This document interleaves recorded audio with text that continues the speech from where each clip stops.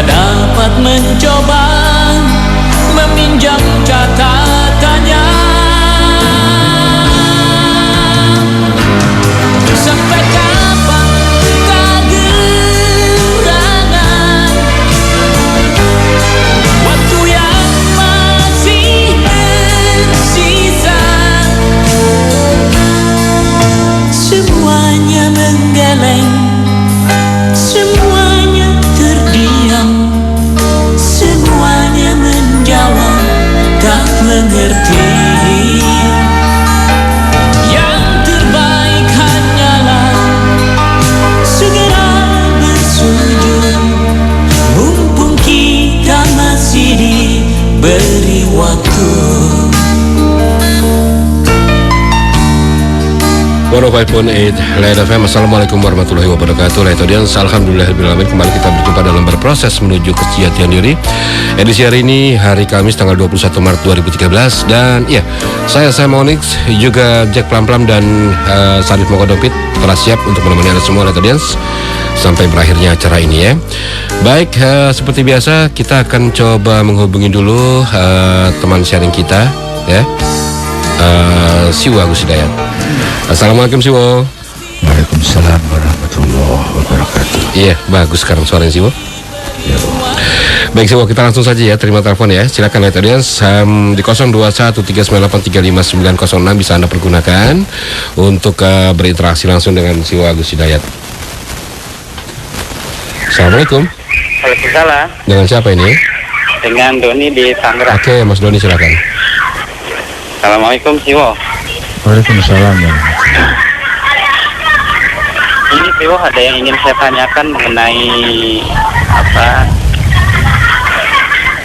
kita di perbedaan pendapat nih Siwo ya.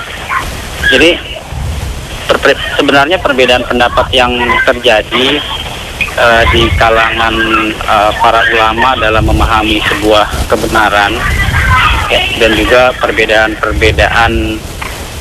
penafsiran dalam memahami sebuah ayat oleh para penafsir Siwo ya. Apakah perbedaan tadi ya, baik perbedaan dalam memahami sebuah kebenaran dan juga menafsirkan sebuah ayat atau hadis itu dapat kita simpulkan bahwa dan juga kita jadikan dalil bahwa sebenarnya kita tidak bisa sampai gitu pada kebenaran yang hakiki tersebut Siwo. Mohon apakah sharingnya dapat disimpulkan gimana? Ya, apakah dari perbedaan tadi Siwo itu saya mengambil kesimpulan intinya gitu Siwo, bahwa perbedaan tadi saya simpulkan sebagai dalil bahwa sebenarnya kita tidak bisa sampai kepada kebenaran yang sesungguhnya gitu, atau yang hakiki Siwo. Itu Siwo ya. Bisa dipahami Siwo ya. Sebentar Mas Doni, bisa ditangkap ya Siwo ya? Bisa. Oke, baik. Terima kasih Mas Doni. Assalamualaikum. Ya, baik Siwo, kita langsung kita mulai acara ini. Silakan Siwo.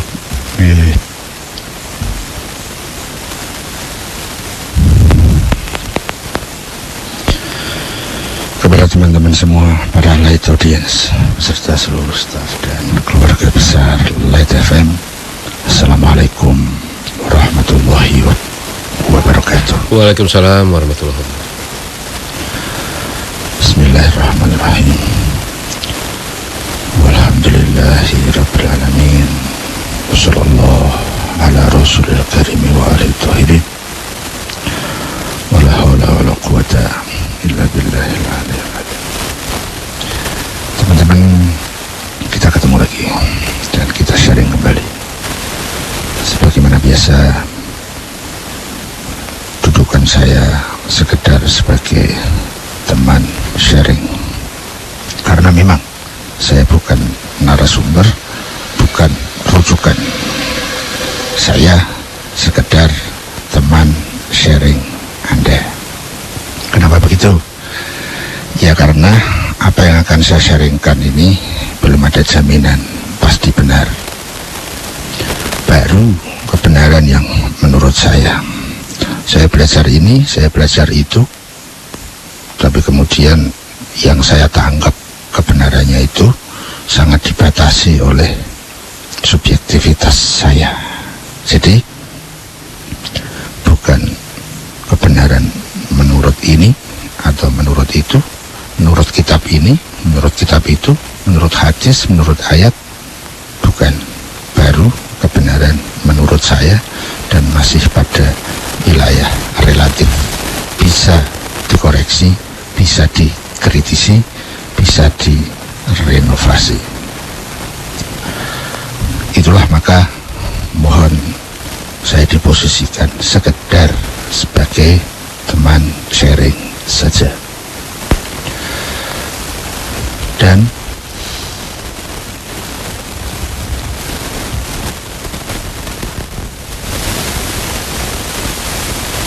karena ini sekedar sharing, maka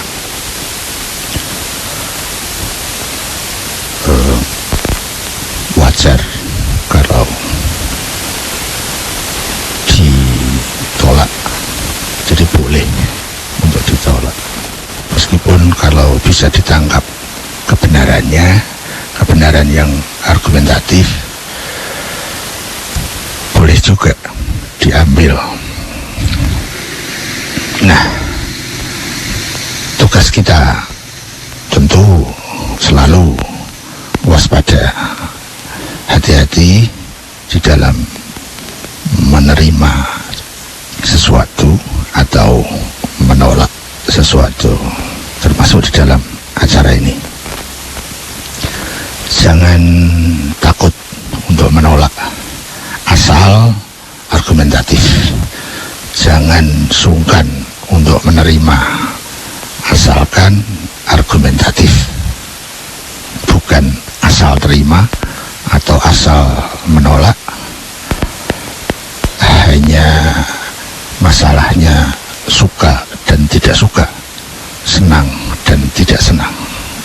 Mari kita selalu belajar bersama-sama untuk menerima atau menolak sesuatu dengan kemerdekaan yang bertanggung jawab, yang argumentatif. Itu kiranya mukadimah yang wajib saya sampaikan. Kita masuk ke topik pertama dari Mas Doni di Tangerang.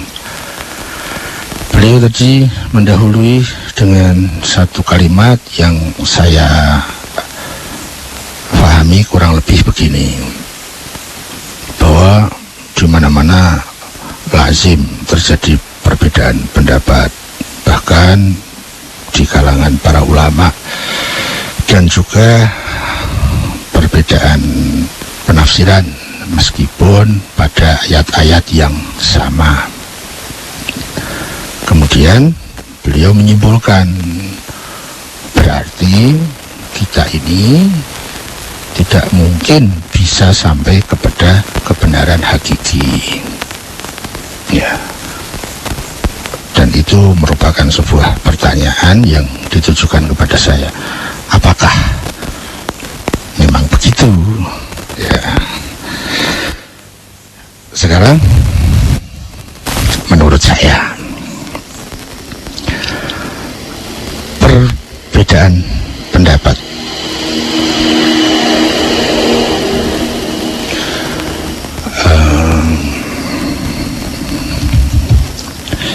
kalau kita hubungkan dengan tafsir, ya, karena bentuknya para ahli tafsir itu menafsiri, ya, menafsiri itu mempunyai konotasi, mempunyai makna, meraba makna-makna yang terkandung di dalam ayat. Ya, namanya meraba kan. Maka tidak ada jaminan pasti benarnya. Meskipun demikian, setahu saya tidak boleh setiap orang ikut menafsiri. Yang boleh menafsiri ayat hanya orang-orang yang sudah memenuhi syarat sebagai ahli tafsir.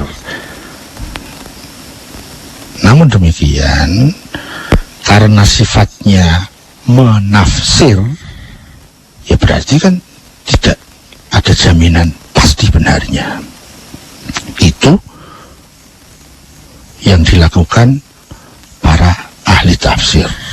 Para ahli tafsir saja yang sudah memenuhi syarat untuk menafsiri ayat, itu terjadi perbedaan dan tidak ada jaminan pasti benarnya. Apalagi kalau orang yang bukan ahli tafsir, tidak memenuhi syarat sebagai ahli tafsir, ikut menafsir.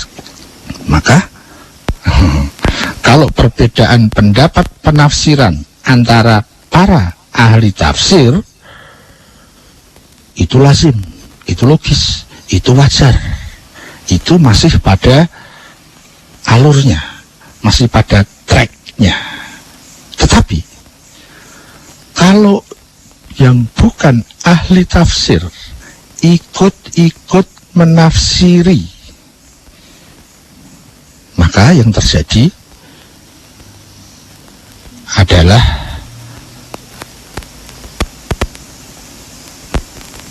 sudah keluar dari tata tertib, sudah keluar dari jalurnya, sudah keluar dari garis yang semestinya, sudah tidak on the track. Ya. Jadi kalau perbedaan penafsiran, tapi itu di kalangan para ahli tafsir, ya bisa diterima, lazim, logis, proporsional. Ya. Kalau di kalangan para ulama fikih, misalnya ada ulama fikih, ada mujtahid A, mujtahid B, mujtahid C, dan seterusnya. Pendapatnya tentang penyimpulan hukum fikih berbeda. Ya, lazim, logis, wajar, masih on the track. Tetapi kalau yang bukan ahli fikih ikut-ikut menyimpulkan hukum fikih, ini yang menjadi tidak lazim, tidak tertib, tidak on the track.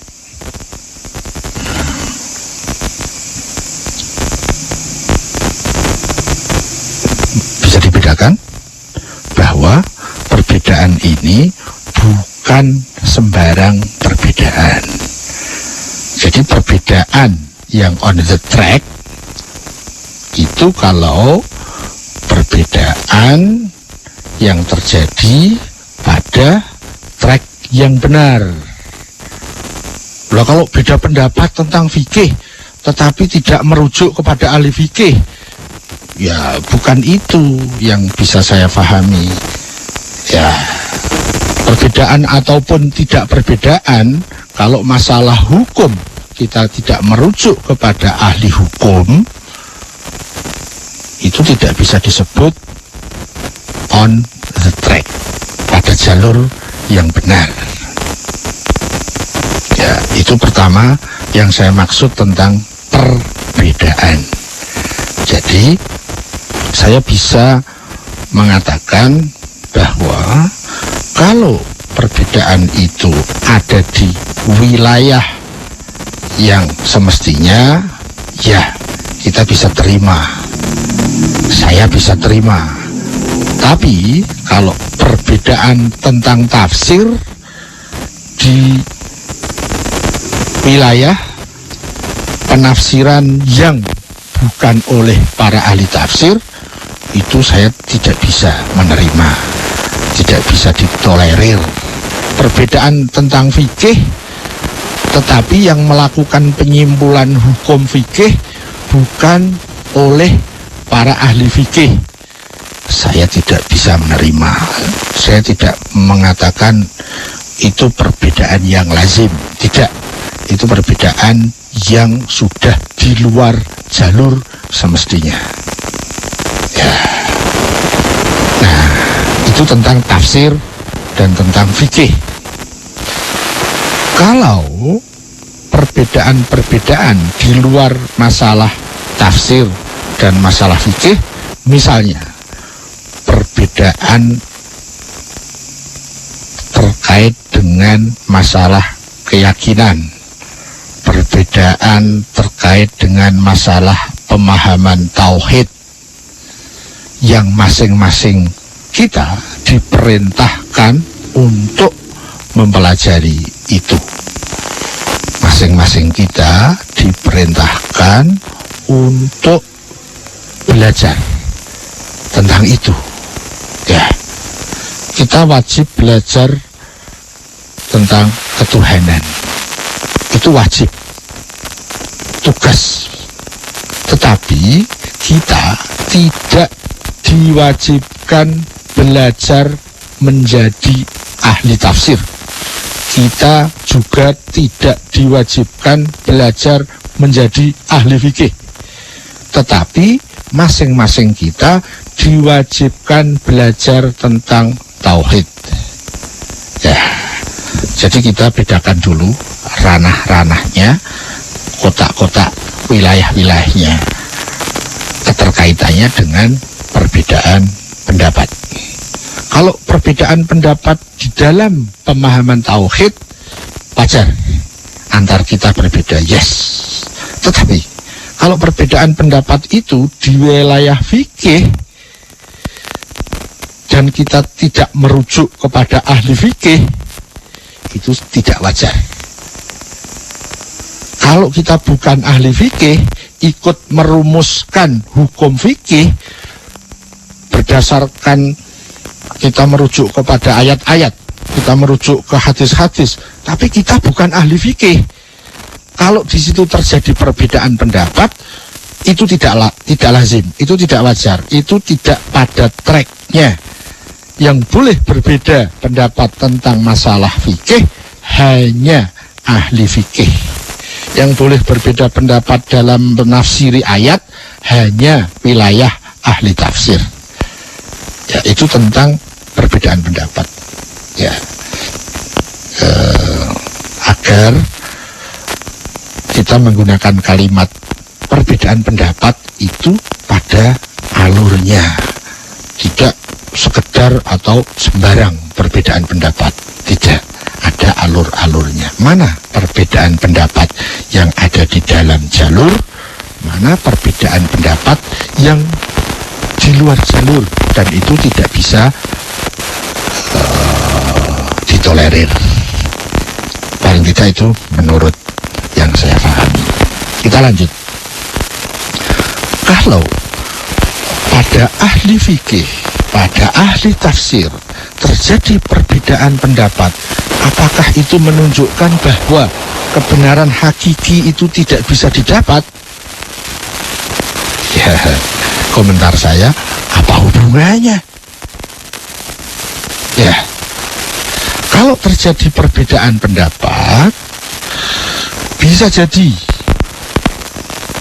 semuanya kurang benar, bisa jadi yang satu kurang benar, yang satu benar. Bisa jadi yang satu mirip benar, yang satu hakiki kebenarannya. Iya kan?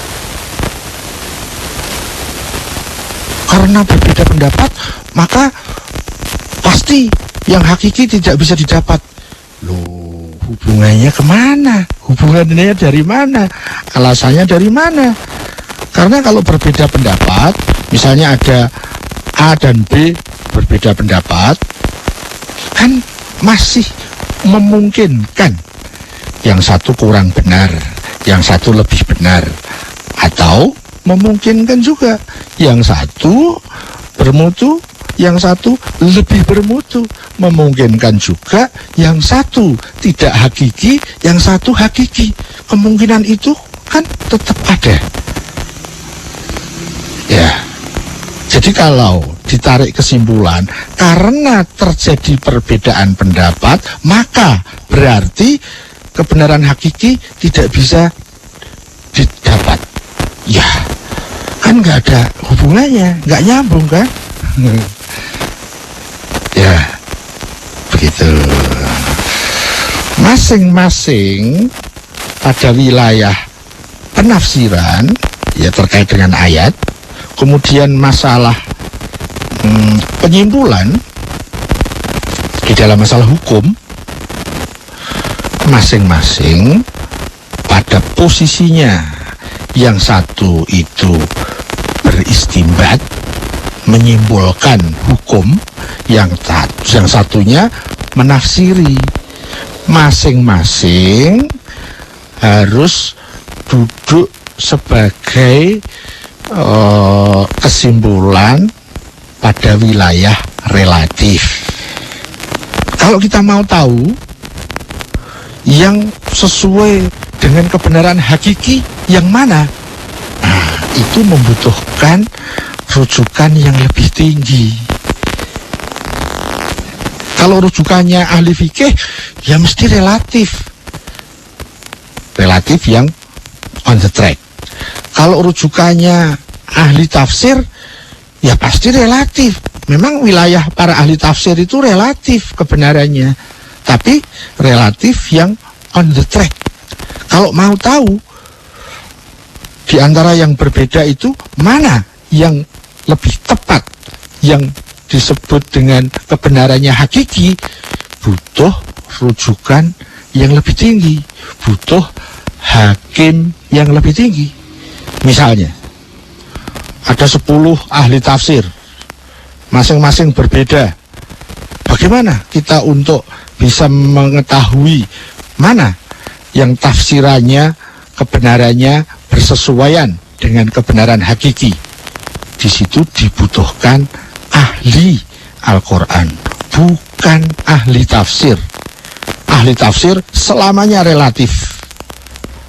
Kalau mau yang hakiki, yang terjamin benarnya, tidak relatif lagi, ya itu bukan ruang ahli tafsir, tetapi itu wilayahnya ahli Quran, ahli ayat, ya, bukan sekedar penafsir, bukan mufasir, tapi ahli, ya, bukan sekedar ahli mengistimbatkan hukum yang sering disebut dengan mujtahid, tetapi harus dikembalikan kepada ahli hukum.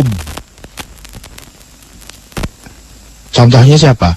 Ya contohnya Rasulullah, yang beliau memang ditugasi menjadi guru Al-Quran, guru hukum, guru kebenaran, guru hakiki. Selama kita merujuknya kepada ahli tafsir, selama kita merujuknya kepada mujtahid, jatuhnya selalu kebenaran relatif. Kemudian bagaimana untuk mendapatkan kebenaran hakiki? Mana di antara perbedaan pendapat para mujtahid dan para ahli tafsir tadi, mana di antara pendapat mereka yang sesuai dengan kebenaran hakiki? Kita harus merujuk kepada ahli yang hakiki, bukan ahli nafsir-nafsir, bukan ahli istimbat-istimbat, tapi yang memang ahli secara hakiki dan dia punya tugas untuk itu. Contoh konkretnya adalah kalau ada 10 penafsir, untuk mengetahui mana tafsiran yang kebenarannya hakiki, kita harus tanya kepada Rasul. Ya, jadi kalau komentar saya, pendapat saya, kesimpulan Mas Doni tadi itu bentuk kesimpulan yang tergesa-gesa. Kenapa? Yang pertama, tidak nyambung. Yang kedua, masih ada alat yang untuk kita sampai kepada kebenaran hakiki. Ya, Mungkin pertanyaannya begini, ya itu kan kalau ada Rasul. Sekarang kita mau kemana? Kita mentok-mentok ahli tafsir, mentok-mentok ahli istinbat, mujtahid. Pertanyaan hebat itu. Dan itu pertanyaan langka. Kalau saya menjawab begini, kalau sekarang guru Quran itu sudah tidak ada, kalau sekarang ahli hakiki itu sudah tidak ada, maka saya sepakat dengan kesimpulan Mas Doni bahwa kebenaran hakiki tidak mungkin bisa didapatkan. Namun demikian, saya punya pemahaman yang mungkin ini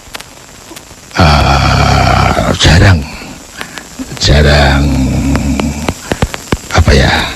terkomunikasi, jarang terinformasi, bahwa saya meyakini setiap saat, setiap waktu, setiap era, setiap zaman itu ahli kebenaran itu selalu ada. Ahli ayat itu selalu ada. Ahli Al-Quran itu selalu ada. Orang yang mempunyai pemahaman, mempunyai pendapat tentang ayat, tentang wahyu, tentang Al-Quran, yang ilmunya sama persis dengan Rasulullah, Kanjeng Nabi Muhammad, itu ada. Nah, itu nanti yang sering disebut dengan al-ulama'u warasatul anbiya, ulama yang beliau-beliau sebagai pewaris nabi-nabi.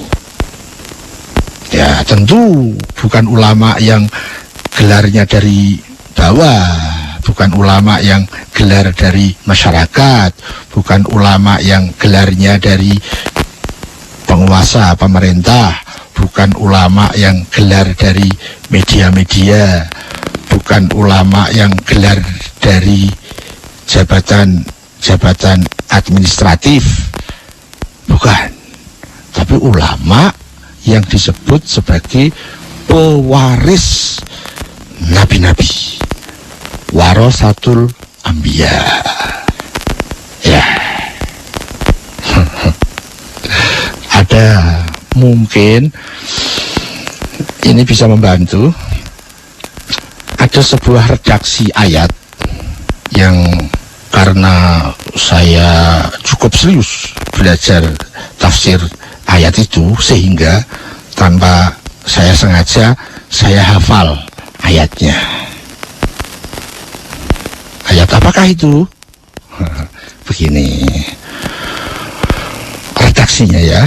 Kebetulan saya lupa ayat apa ini, surat apa, ayat berapa, lupa. Tapi redaksinya hafal. Dan ini terkenal. Redaksinya begini, mohon nanti dibuka di kitab-kitab tafsir. Ya, ayatnya begini. Fas'alu ahlal dzikri in kuntum la ta'lamun. Translate, terjemah bahasa Indonesianya, maka bertanyalah kalian kepada ahli dzikr apabila kalian tidak mengetahuinya. Ya, setahu saya redaksi ayat ini itu tidak dibatasi oleh waktu atau zaman. Jadi berlaku bagi orang-orang dulu, juga berlaku pada orang-orang sekarang. Berlaku untuk saya dan untuk Anda. Ada perintah, bertanyalah kepada siapa? Kepada ahli zikr. Nanti terjadi definisi ahli zikr itu apa? Ini masalah tafsir. Ya, tetapi perintah itu berlaku bahwa kita diperintahkan oleh Tuhan melalui ayat tadi. Diperintahkan bertanya kepada siapa? Kepada ahli zikir. Tapi tiba-tiba ahli zikir tidak ada. Wah, kan berarti perintah itu bohong. Perintah itu tidak kondusif. Perintah itu tidak sesuai dengan realitas. Lah wong ahli zikir nggak ada kok. Kita suruh bertanya kepada ahli zikir. Iya kan? Tapi saya punya satu kesimpulan dan keyakinan bahwa mustahil wahyu ini salah. Ya. Nah, nanti yang terjadi perubahan dalam pemahaman ilmu saya itu terkait dengan yang disebut sebagai ahli zikir itu apa definisinya dan siapa personnya. Ya, fas'alu ahla zikri, maka bertanyalah kalian kepada ahli zikir. Saya pernah mempelajari bahwa nama-nama simbol-simbol Al-Quran itu macam-macam. Ada disebut Al-Quran, ada disebut An-Nur, ada disebut Al-Furqan, disebut juga sebagai Az-Zikr. Ya, ini nanti terkait lagi dengan redaksi ayat. Ingat ya, kalau kita mau belajar tafsir, merujuknya ke kitab tafsir. Jangan ke orang-orang selain ahli tafsir, siapapun dia. Ada ayat mengatakan begini, inna nahnu nazzalna dzikra wa inna lahu lahafizun. Terjemah bahasa Indonesianya, sesungguhnya kami yang menurunkan az-zikr dan kami benar-benar menjaganya. Nah, az-zikr itu apa? Nah, itu nanti kaitannya ada dengan disebut la dzikr. Fas'alu ahla dzikri in kuntum la ta'lamun. Inna nahnu nazzalna dzikr wa inna lahu lahafizun. Saya garis bawahi lagi, saya hanya menyebutkan lafaz dari ayat, redaksi dari ayat.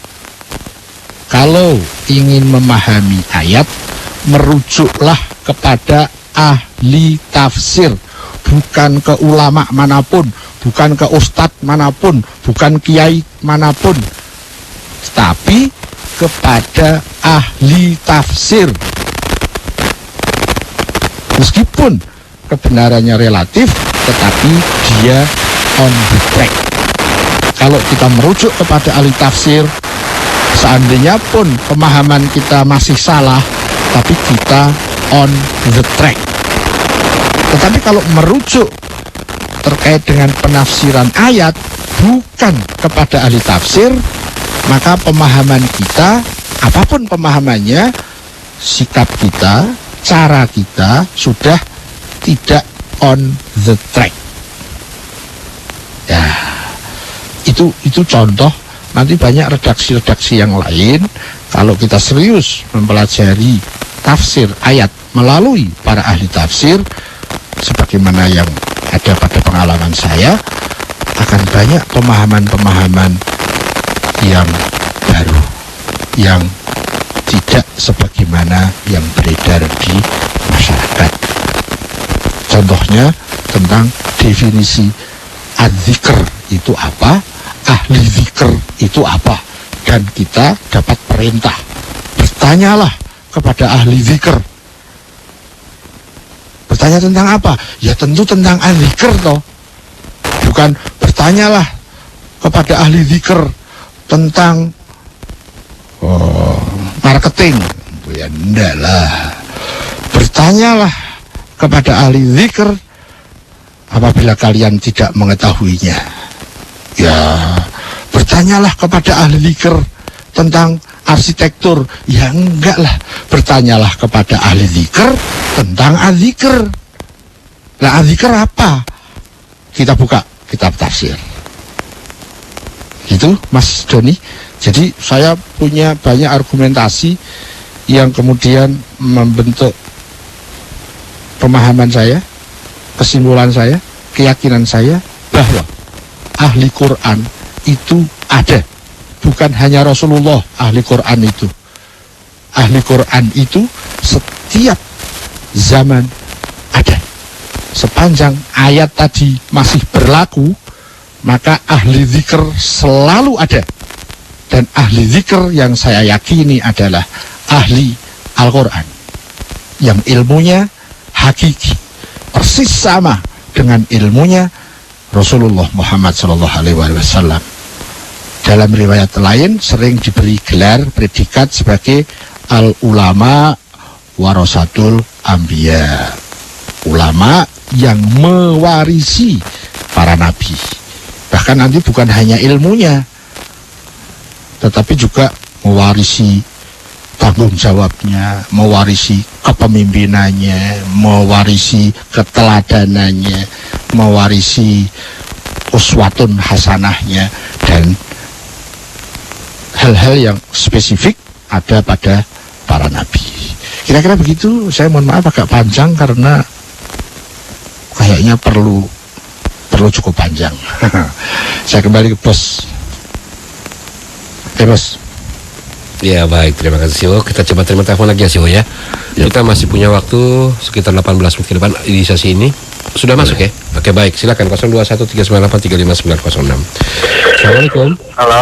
Ya, Assalamualaikum. Waalaikumsalam. Dengan siapa ini? Dari Helmi di Bogor. Siapa? Helmi. Helmi. Oke Mas Helmi, silakan. Di Bogor ya. Assalamualaikum Siwo. Waalaikumsalam. Wah, mohon sharingnya dari Siwo beberapa argumentasi bahwa Tuhan itu ada dan Tuhannya itu adalah Allah. Terima kasih. Ya baik, sebentar Mas Helmi. Siwo bisa ditangkap ya? Baik, terima kasih Mas Helmi. Assalamualaikum. Ya silakan Siwo. Ya, mohon disaringkan keterkaitan dengan pembuktian bahwa Tuhan itu ada, dan yang kedua Tuhan itu adalah Allah. Yuk.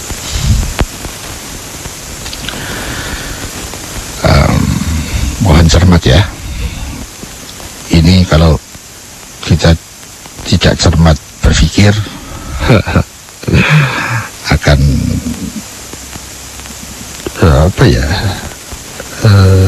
mungkin akan membingungkan. Tapi kalau kita sedikit cermat, kita persiapkan dengan validator.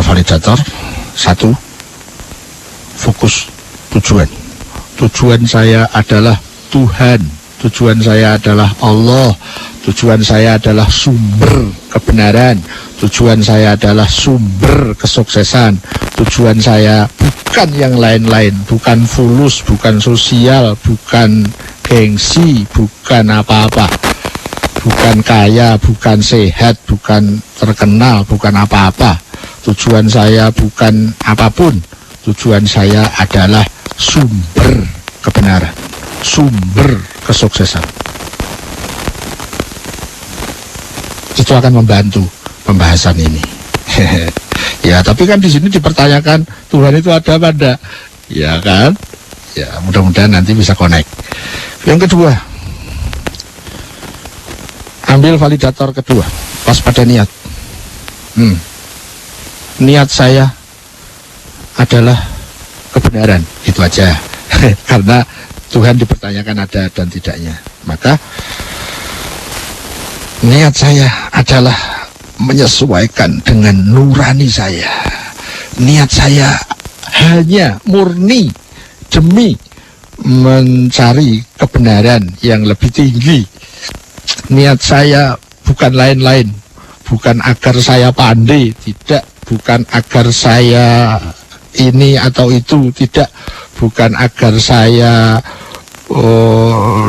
tambah pemahaman, tidak, tapi niat saya adalah agar saya bisa bersatu dengan nurani saya.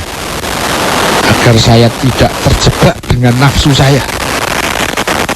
Niat saya adalah mencari kebenaran, bukan yang lain-lain.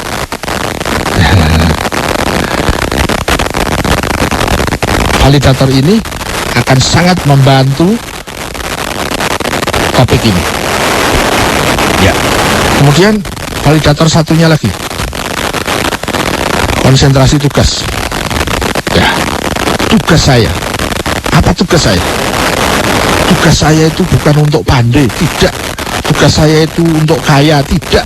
Tugas saya itu untuk sehat, tidak. Tugas saya itu untuk apa? Tidak. Tugas saya adalah menyatu dengan nurani saya. Tugas saya adalah mengetahui suara nurani saya dan saya menyatu dengan suara nurani itu. Tugas saya adalah bagaimana saya bisa mentaati kebenaran. Kebenaran yang nurani, bukan kebenaran yang nafas. Kebenaran yang nurani, bukan kebenaran yang egoisme dan akuisme. Nah, ya, jadi fokus tujuan. Kalau mestinya fokus tujuan itu yang saya pakai itu tentu Tuhan. Tapi karena di sini Tuhan masih dipertanyakan, apa buktinya Tuhan itu ada? Saya rubah. Fokus tujuannya adalah nurani. Nah, nuranilah sumber kebahagiaan yang ada dalam diri. Kalau Tuhan itu nanti yang ada di alam semesta. Tapi nanti kan Tuhan dipertanyakan adanya. Jadi kita ganti. Fokus tujuan. Tujuannya apa? Tujuan saya adalah saya ingin mendekat dan menyatu dengan nurani saya. Karena nurani itulah sumber kebahagiaan saya. Karena nurani itulah sumber kebenaran saya. Karena nurani itulah sumber kedamaian dan kedewasaan saya. Ya, jangan diikutkan nafas, jangan diikutkan ego, jangan diikutkan keinginan-keinginan yang lain. Nurani adalah segala-galanya dalam diri kita masing-masing. Waspada niat.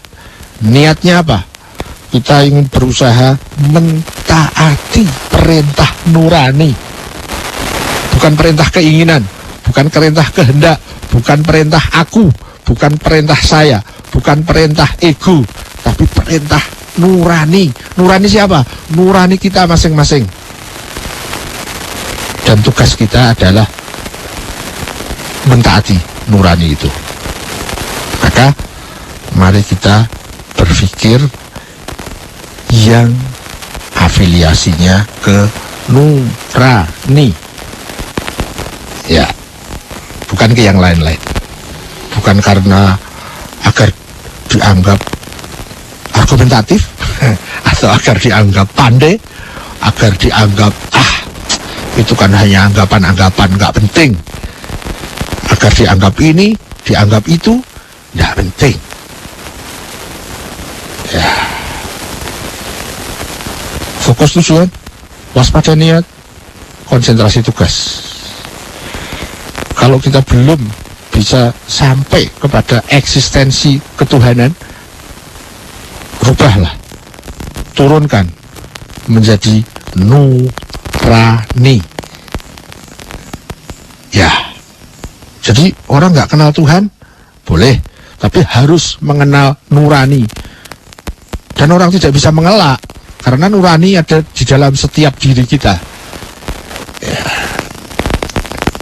Dengan kita sedikit berpikir, tapi berafiliasi ke nurani, kita akan mudah untuk membahas topik ini. Dan topik ini sangat serius. Bagaimana saya membuktikan pada diri saya, pada pemahaman saya, pada ilmu saya, bahwa Tuhan itu ada. Ya, saya punya sejarah panjang tentang itu. Saya pernah mendapatkan satu rumus, tapi kemudian rumus itu saya coret dan saya ganti dengan rumus baru. Ya, saya dulu diajari untuk membuktikan bahwa Tuhan itu ada, diberi rumus bahwa setiap yang ada yang mencipta. Apapun yang kita sebut yang ada, selalu saja ada yang mencipta. Ya, dari apapun. Ada kapur, ada bangku, ada kursi, ada sekolahan, ada jalan, ada musola, ada masjid, ada pohon, ada hewan, ada bumi, ada bintang. Dia ada yang mencipta. Alam semesta ada yang mencipta. Itulah bukti bahwa Tuhan itu ada. Tuhanlah yang menciptakan alam semesta. Itu saya diajari waktu saya kecil.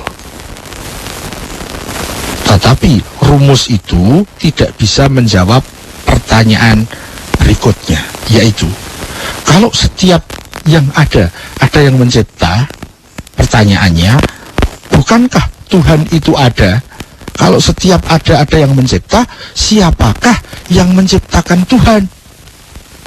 Rumus tadi tidak mampu menjawab pertanyaan ini.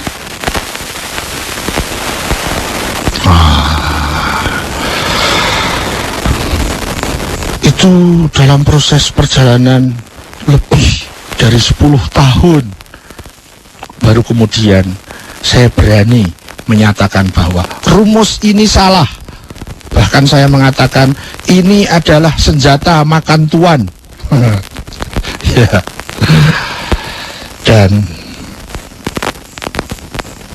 saya mengganti dengan rumus yang baru yang saya dapatkan kemudian, tidak dari kitab-kitab, tidak dari pelajaran ilmu agama, tapi saya dapatkan itu dari jungkir walik, bertanya ke sana ke sini, diskusi ke mari, kemara, kemoro, kemana-mana, merenung ke sini, merenung ke sana, berdebat di sini, berdebat di sana. Oh, serius? Saya masuk keluar pondok, tapi bukan untuk menjadi santri, hanya berbekal satu pertanyaan ini: siapakah yang menciptakan Tuhan? Dan saya tidak dapat di mana-mana. Tapi kemudian dari seseorang yang tidak pernah saya sangka, tidak pernah saya duga, saya mendapatkan satu inspirasi sehingga menumbuhkan satu rumus baru. Namun kemudian setelah saya belajar, ternyata rumus itu memang sudah ada, tapi langka dan tidak tersosialisasi. Ya, rumus saya itu adalah begini.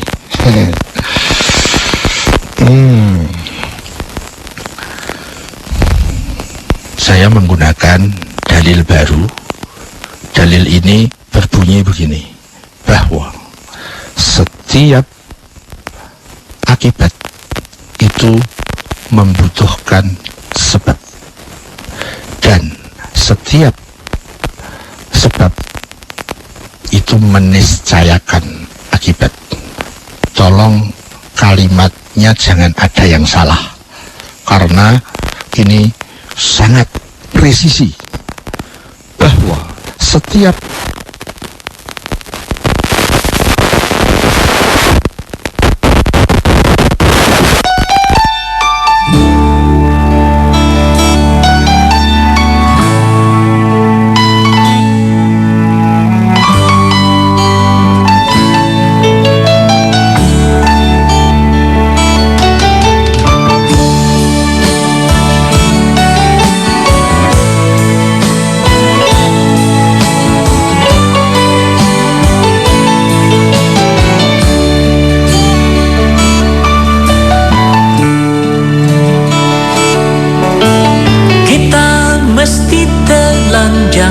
dan benar-benar bersih, suci lahir dan di dalam batin.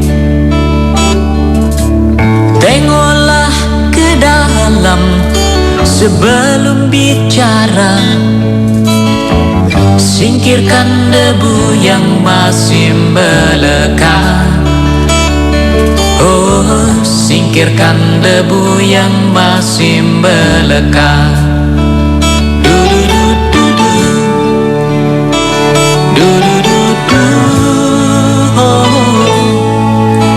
oh, oh, oh, oh. 105.8 Light FM. Mohon maaf lahir dan batin, ada sedikit gangguan dengan hubungan kita. Ya, hubungan kita dengan Siwo Agus Hidayat. Assalamualaikum Siwo. Ya, silakan. Putus ya? Putus Siwo. Silakan lanjut. Oh, Tadi dari presisi Siwo. asik ya. Baru hangat-hangatnya putus. Ada apakah gerangan? Pasti ada sebabnya. Karena ini kan akibat. Ya, kita lanjut. Saya menggunakan rumus baru. Rumus baru saya itu berbunyi begini. Tolong jangan ada kata yang dirubah ya. Bahwa setiap akibat itu membutuhkan sebab, dan setiap sebab meniscayakan akibat. Saya ulangi sekali lagi rumusnya. Karena saya mencoret rumus tadi yang awal itu, bahwa setiap ada yang menciptakan. Saya mencoret rumus itu dan saya menggantinya dengan rumus ini. Meskipun nanti ternyata bukan hanya rumus ini, banyak rumus yang lain gitu. Itu nanti setelah pelajaran saya berlanjut. Rumus baru itu